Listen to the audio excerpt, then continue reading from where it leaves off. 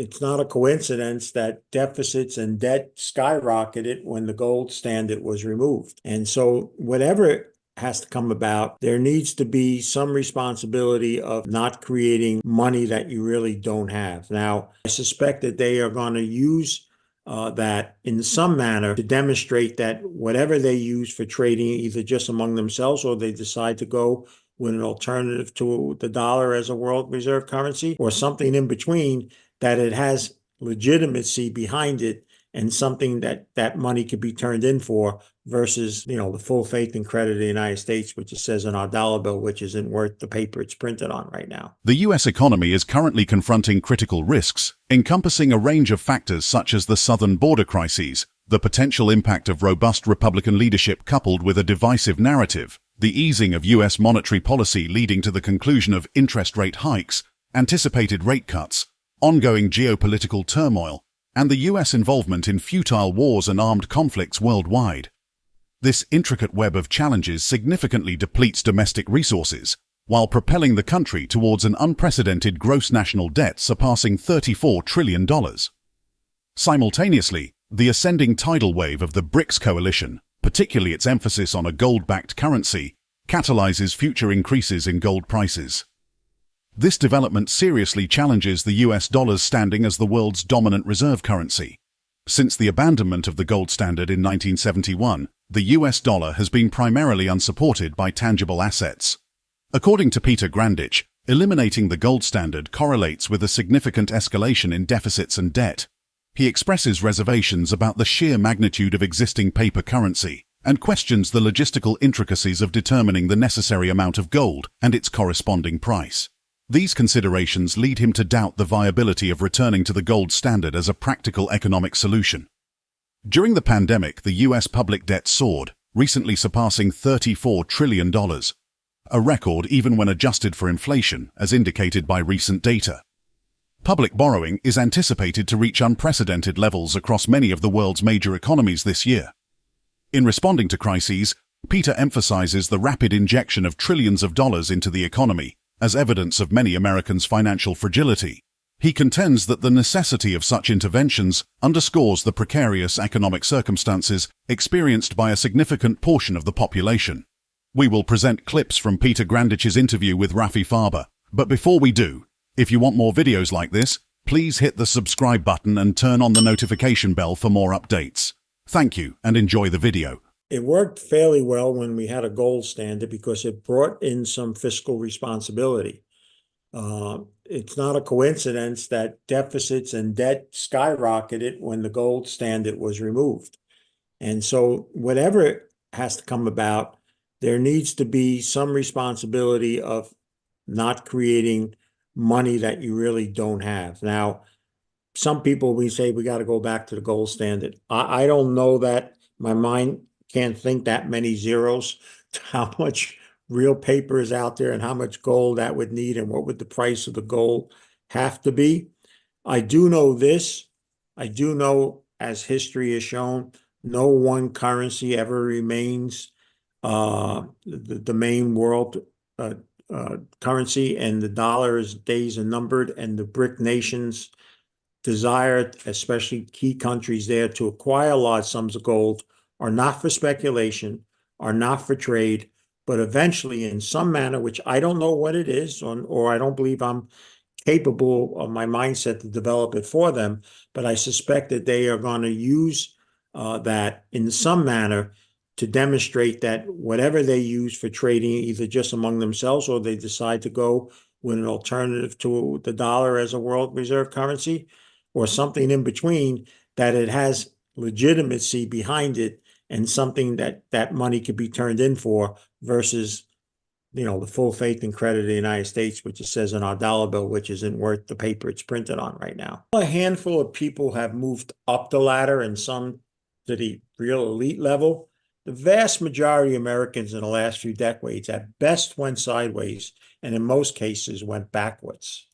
And more people are falling down on that level. You just have to look at places like food banks where it's double or triple the number of people now coming there, and people of working class and of fairly means working classes. The average American not only is working paycheck to paycheck, but doesn't even have $1,000 saved for emergencies and all. That's why when we had the fraud of all frauds, the COVID, within a few weeks, we had to create trillions of dollars because all these people really couldn't keep going. They didn't have any survivability financial wise and all. I think that was a great indication of if things really get bad, how bad it can get. And so I don't know of, I don't have, I know they're very powerful as humans, and what these groups can do, and the Soroses and all these others. But for me personally, to answer to you is, as long as they can't steal my soul, which they can't, then I'm okay. If the point gets to the point that somehow they've managed to steal my soul, and no matter what I do, I can't go in a certain direction, then I'd be mad. The US financial crisis 2008, which escalated into a global economic crisis, brought to light the systemic risks inherent in the financial system and prompted scrutiny of the Federal Reserve's oversight. This crisis, marked by the emergence of toxic assets, particularly new securities tied to risky housing loans, compelled the federal government to intervene with trillions of dollars in bailout funds to prevent a collapse of the financial system. Due to these interventions, federal debt levels soared, posing the most significant threat to the US economy, national security, and social stability. The federal debt to GDP ratio has reached 123%, and projections from the nonpartisan Congressional Budget Office suggest it could rise to 192% by 2053 under current law. The enormity of the debt, spanning government, corporate, and consumer levels, presents a formidable challenge with no readily apparent easy or mild solution. In addition to these pressing economic concerns, Peter points out another critical issue: the BRICS coalition. According to him, this entity is not receiving the attention and understanding it deserves from the American public and the financial service community. Peter highlights the potential consequences of countries detaching from dealing with the United States, signaling a significant shift in global economic dynamics. Let's get back to the interview. I truly believe within 3 to 5 years tops, means it can happen sooner, but the more likely time span is somewhere between 3 and 5 years. The social, political, and economical upheaval here in the U.S. will rival, if not surpass, what we saw during the Great Depression. And again, I don't have any product or service that benefits from that type of advice given out to people, but a good part of that advice comes from the foundation of what I see happening through my spiritual eyes. And the troubles that I see, different than why I say it'll be worse than the Great Depression, is at least in the Great Depression here in the US anyway, there was a moral fiber that held people together, and people were still much more helpful and willing to work with each other, even if they were on the other side of the political aisle. Now here in the US, there's basically 5 things that I think set us up for this issue.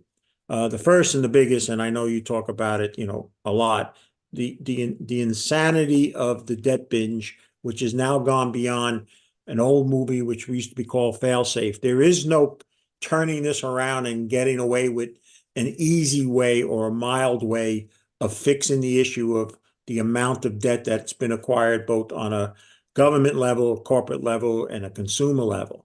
That's the first. The second is a retirement crisis. Why that's critical is 2/3 of Americans are working paycheck to paycheck, and they're never going to reach that nirvana that the commercials from the financial institutions show them what they have to look forward to. They too will also come a burden, so to speak, in that they'd be looking for government assistance to get through much tougher years at much older ages.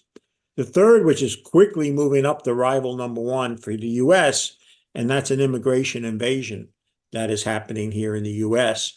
And what people have to stand in, I'm not here to talk about, well, there may be some bad people in here, terrorists. I'm talking that the lion's share are just very poor people, whisked away and happily by the countries that they left, so not to burden them, coming to a place that offers, even from what they're getting now, far superior than what they were getting where they were.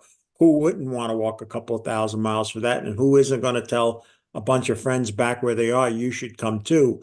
But most of those, if all those people are coming just with the shirts on their back, so they're also going to be falling upon the needs of economics and social support here in the U.S. The fourth is the BRICS. I don't think Americans, and clearly the financial service community, gives it anything close to the respect and the necessity to understand of what's evolving there and how that's basically being set up for countries to eliminate dealing with the United States, not lessen, but basically not deal with them. And I don't think Americans realize the ramifications. And then the fifth, that you would hope that could fix any and all of these problems, the political paralysis we have now. We have two parties. Not only can they not even get in the same room with each other now, but there's members in each party who can no longer work with other members in the same party. And so one would expect that if any and all the issues I spoke of and others that I haven't come to be acute, you would hope there was a political will that could somehow fix it, and I don't believe it exists in the United States. As the idea of returning to the gold standard faces doubt, the persistent rise in US government debt is expected to continue. Fiscal support will likely endure, though less significantly than in recent years. Over the next 3 to 5 years, the growing debt appears unlikely to reach a critical level, but ongoing monitoring is essential. How will the US navigate economic challenges and mounting debt, considering doubts about a return to the gold standard? Share your thoughts in the comments section below. If you find this video informative, remember to support our channel and turn on notifications to stay informed about our latest videos. See you in the next video.